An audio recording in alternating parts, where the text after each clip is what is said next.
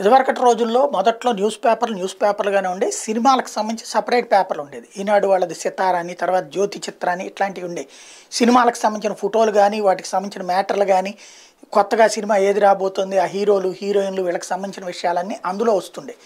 అట్లాంటిది ఆ తర్వాత కాలంలో పేపర్లలోనే ఒక పేజీ సినిమా పేజీ అని పెట్టుకురావడంతో వాటికి డిమాండ్ తగ్గింది. ఆ తర్వాత కాలంలో ఇప్పుడు చదివేటువంటి వాళ్ళ కోరికే తగ్గిపోయడంతో ఆగిపోయింది. కానీ ప్రధానమైనటువంటి సంస్థలు అంటే ఈనాడులు, జ్యోతులు, భూములు ఇట్లాంటి వాళ్ళు నడిపినటువంటి సినీ పత్రికల మధ్యలో సంతోషం అనే ఒక మ్యాగజైన్ పెట్టినటువంటి ఒక సినీ జర్నలిస్టు అద్భుతమైనటువంటి సక్సెస్ సాధించారు.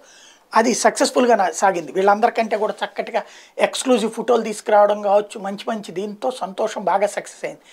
ఇప్పుడు ఆ సంతోషం హెడ్ కొత్త వివాదాల్లో చిక్కున్నారు. మొన్న ఈ మధ్యన ఏదైతే సంతోషం అవార్డ్స్ ఫంక్షన్ సందర్భంగా కన్నడ నటులు ఇబ్బంది పడ్డారంటూ కన్నడ వాళ్ళు క్లెయిమ్ చేస్తూ దాంట్లో చిరంజీవి పిఏ అంటూ ఆయన మెన్షన్ చేయడంతో అల్లు అరవింద్ తెర ముందుకు వచ్చి మాట్లాడటం, అలాగే మొన్న ఈ మధ్యన సుమాని నిలదీసినటువంటి అంశం కావచ్చు, ఇట్లాంటి వాటితో పాటుగా 3-4 యాక్ట్రెస్ని సెటారికల్ వేస్తూ అవి కాస్త వైరల్ కావడంతో సంతోష్కి సంబంధించిన కొండేటి సురేష్ మీద నిషేధం విధించారట, ప్రెస్ మీట్లకి రావద్దన్నారట. దీంతో ఇప్పుడు ఫిల్మ్ జర్నలిస్టులకు సంబంధించినటువంటి చర్చ అంటే ఫిల్మ్ ఇండస్ట్రీ బ్లాక్ కూడా చేస్తుందా, అప్పుడు మిగతా జర్నలిస్టులు ఏం చేస్తారు, దీన్ని పరిష్కరిస్తారా, పర్లేదు మావాడుగా అంటే మాకు ఒక పోటీ తగ్గిందని ఫీల్ అవుతారా చూడాల్సి ఉంది.